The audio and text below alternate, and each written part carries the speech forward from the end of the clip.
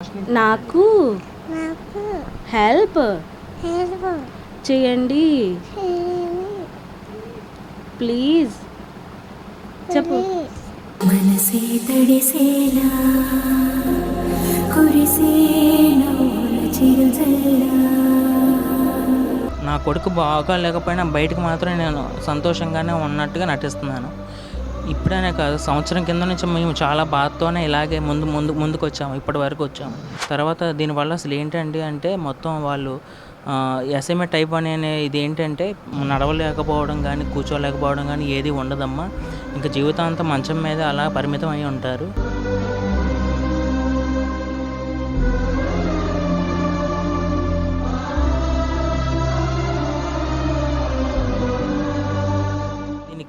దీనికి కాస్ట్ కూడా, injection cost కూడా చాలా ఇదిగా ఉంటుంది, ఎక్కువ ఖరీదైనది. అదర్ కంట్రీస్లో నుంచి తీసుకుని రావాలని చెప్పారు. 18 కోట్లు ఉంటుంది ఖరీదు అని చెప్పారు.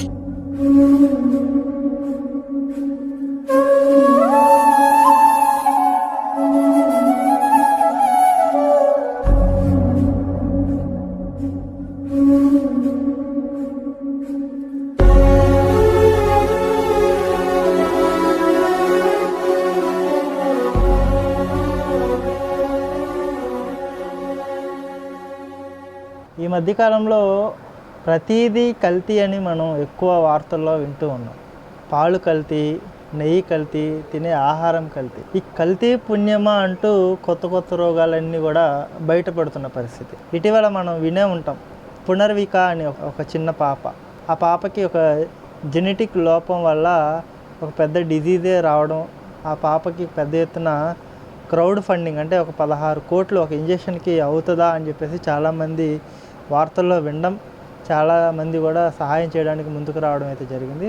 సేమ్ అలాంటి సంఘటనే విజయవాడ రాజరాజేశ్వరిపేటలో ఒక బాబు, 4 ఏళ్ల బాబు కూడా సేమ్ అలాంటి కేసే, ఎస్ఎంఏ టైప్ 1 అని చెప్పేసి.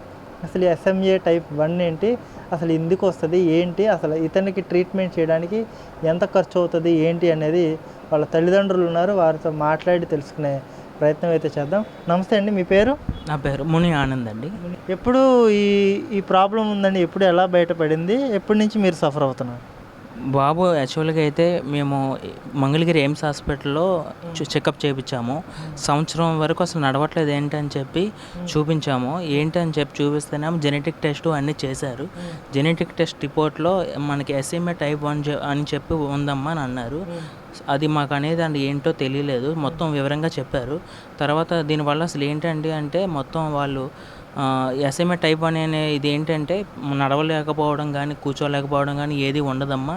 ఇంకా జీవితాంతం మంచం మీద అలా పరిమితం అయి ఉంటారు. సో దీనివల్ల దీనికి కాస్ట్ కూడా, ఇంజెక్షన్ కాస్ట్ కూడా చాలా ఇదిగా ఉంటుంది, ఎక్కువ ఖరీదైనది. అదర్ కంట్రీస్లో నుంచి తీసుకుని రావాలని చెప్పారు. 18 కోట్లు ఉంటుంది ఖరీదు అని చెప్పారు. అంత రేటు విన్నప్పుడు నిజంగా ఇంత ఖరీదు ఉంటుందా అని మీరు ఆ రోజు షాక్ అయ్యి చాలా భాగోద్వేగానికి గురయ్యాము. మేము చాలా రిక్వెస్ట్ చేసాము కూడా. అంత అమౌంట్ మాది, మేము కూలీ పని చేసుకుని బతుకునే వాళ్ళం సార్, మాకు కొంచెం ఇంకో దారి ఏమైనా చెప్పండి, ఇంకొక ట్రీట్మెంట్ ఏమైనా చూడండి అని కూడా అడిగాము. లేదండి, ఇదే ఈ పిల్లవాడిగానే కాదు, ప్రపంచంలో చాలామంది ఇలా ఉన్నారు, ఎక్కడికి వెళ్ళినా మీకు అదే ట్రీట్మెంట్, ఎస్ఎంఏ టైప్ జోల్జాస్మా అనే ఒక వ్యాక్సిన్ ఉంటుంది, ఇంజెక్షను. ఆ ఇంజెక్షన్ కాస్ట్ వచ్చి మనకి 18 కోట్లు.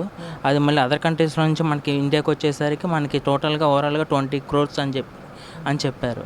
అసలు ఏంటి ఆ ఇంజక్షన్లో ఏముంటుంది, ఆ ఇంజక్షన్ చేస్తే బాబు నిజంగా పూర్తి స్థాయిలో రికవర్ అయ్యే పరిస్థితి ఉంటుందంటారు? కంప్లీట్గా రికవర్ అవుతారని చెప్పారు. బ్యాక్ సైడ్ వెన్నుపూస స్పైనల్ గార్డ్ అనే ఒక ఇది ఉంటుంది, బ్రెయిన్కి వెళ్ళేది నాడులు అవన్నీ సర్క్యులేషన్ అవ్వక చొచ్చబడిపోయి ఉంటాయి. ఆ ఇంజెక్షన్ అనేది ఎప్పుడైతే మనం స్టార్ట్ చేస్తామో అప్పుడు మొత్తం మనకి రీసర్కిల్ లాగా మొత్తం నడిచే ఛాన్స్ కూడా ఉంటుంది, తొందరలో రికవర్ అవుతాడు. అది కానీ ఆ అమౌంట్ అనేది గోల్ రీచ్ చేసుకుంటే మాత్రం మీకు ఇంజెక్షన్ చేసే ఇది ఉంటుంది అని చెప్పారు.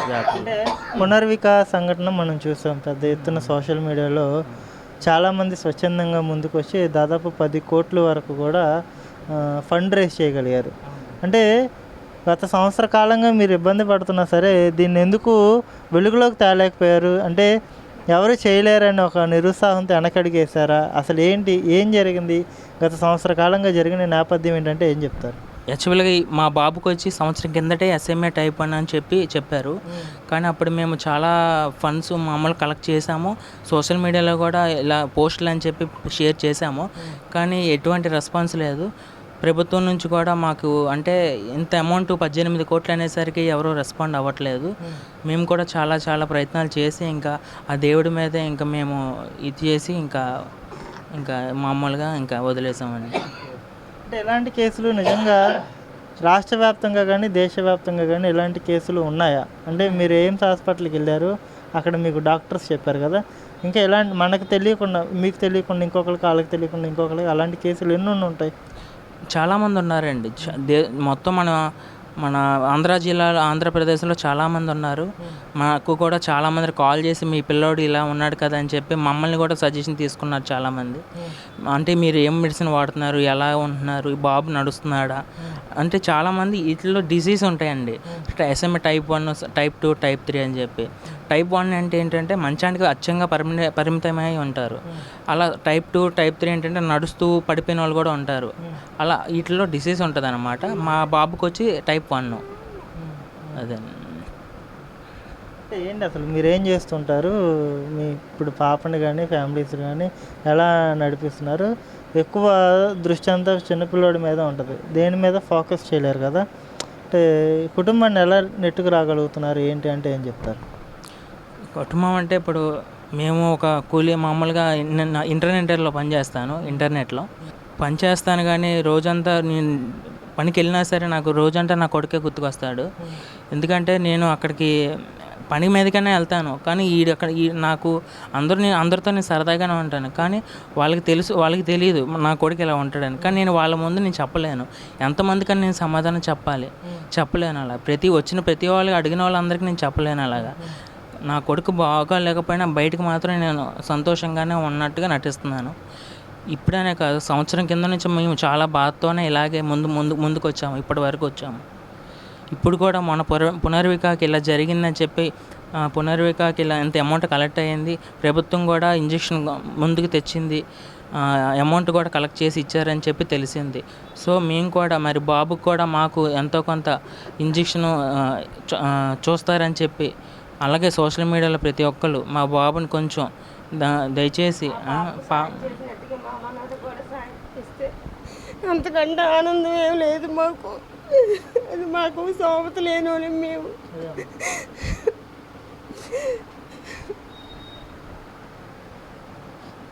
అంటే మీరు ఎవరినైనా ప్రభుత్వ పెద్దలను కలవడం కానీ మీ సమస్యను విన్నవించుకోవడం కానీ ఏమైనా జరిగిందా? వాళ్ళ నుంచి స్పందన ఎలా ఉంది? ప్రభుత్వం దాకా అయితే ఇప్పటి వరకు ఇంకా తీసుకోలేదండి. కానీ మేము ఆల్రెడీ కొన్ని చోట్ల తిరిగాము. ఎవరు అంత అమౌంట్ అనేసరికి ముందుగా ఏంటంటే 18 కోట్లు ఎస్టిమేషన్ తెచ్చుకోండి అది అని అంటారు. 18 కోట్లకి అనేసరికి ఎటువంటి డాక్టర్ అయినా సరే ఎస్టిమేషన్ అనేది ఎవరు లక్షల్లో 10,000 50,000 అంటే ఇస్తారు, కానీ మరీ కోట్లలో అంటే ఎవరు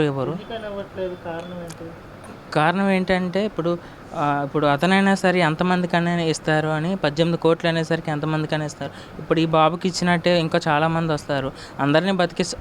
అందరూ బతుకుతారని కరెక్ట్గా గ్యారంటీ అయితే లేదు కదా. ఇప్పుడు మా బాబు అయినా సరే ఇంజెక్షన్ చేపిస్తాము. తర్వాత ఇప్పుడు ఒక్కొక్కరికి ఒక్కొక్క డిసీజ్ అంటే డోసులు ఉంటాయంట, వీటిల్లో అది తెలియదంట. అంటే ఇప్పుడు ఏంగానే మనకి ఈ బాబు తీసుకునే ఇది బట్టి ఉంటుందంట. లేదు సాలట్లేదమ్మంటే మళ్ళీ వేయించాలి.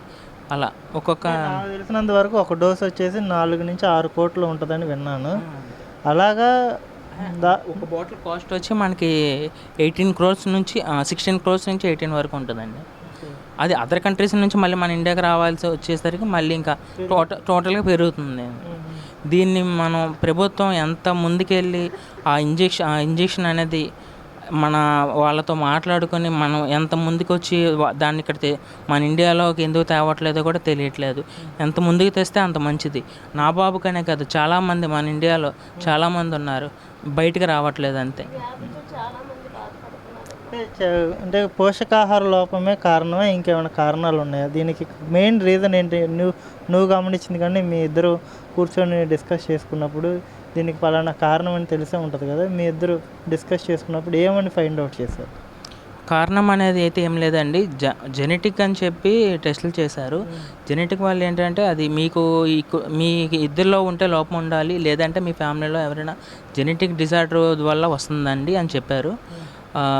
దీనివల్ల ఏంటంటే ఇప్పుడు ఈ బాబు కాకుండా తర్వాత పుట్టే బాబు కూడా వచ్చే అవకాశం ఉందని చెప్పారనమాట. 4 ఏళ్ల రిషి కుమార్ని మనం ఖచ్చితంగా ఆదుకోవడానికి తమ వంతు సాయంగా ప్రతి ఒక్కరూ ముందుకు రాగలిగితే ఆ పసి ప్రాణాన్ని మనందరం నిలబెట్టిన వాళ్ళం అవుతాం.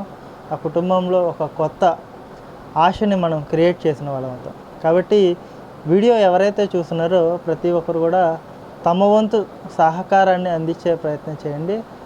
దానం అంటే దానంలోనే ఉంది.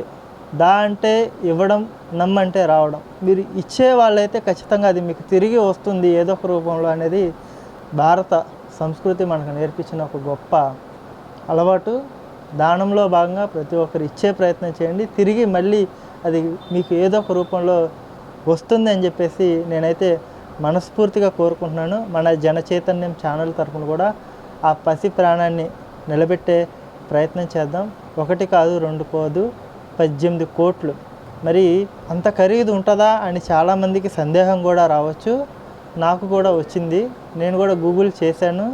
ఖచ్చితంగా అంత ఖరీదు ఉంటుంది అని ఆ గూగుల్ ద్వారా మనకు అధికారికంగా ఆ వివరణ అయితే రావడం జరిగింది.